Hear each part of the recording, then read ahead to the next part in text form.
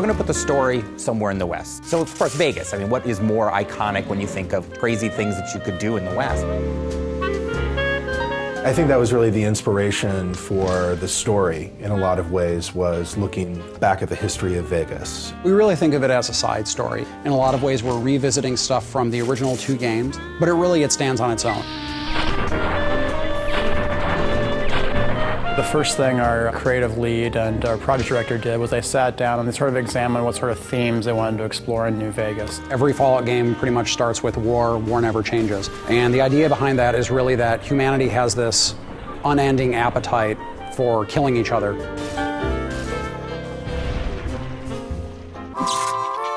Fallout New Vegas is a post-apocalyptic role-playing game. It's set a couple of hundred years after a cataclysmic nuclear war between the US and China, and it takes place at a time when the city of New Vegas is actually being rebuilt. Fallout 3 starts with you being born, and you're a baby, and you go through your young adulthood until you leave the vault.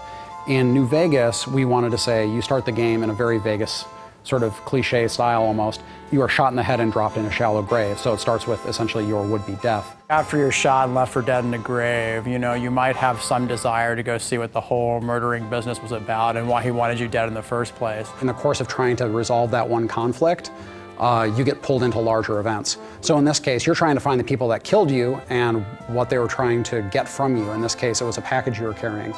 So, of course, as you go around, you find out that what you were carrying is centrally tied into this major conflict in the area between New California Republic and Caesar's Legion and Mr. House, who's the guy that sort of runs the strip in New Vegas. Player freedom is very important in the Fallout series, and when we allow the player to basically have a choice in what they do and how they do it, by leaving the plot open in a way that basically they're just learning what's going on in the world, it gives them a lot more freedom in how they want to learn that information. The environment is genuinely reacting to what you do as the player. You have a pretty extraordinary amount of control over the outcome of the game.